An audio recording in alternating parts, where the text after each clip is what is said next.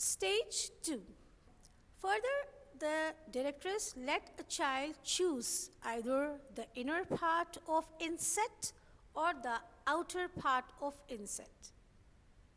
With both, the child is able to create different geometrical shapes.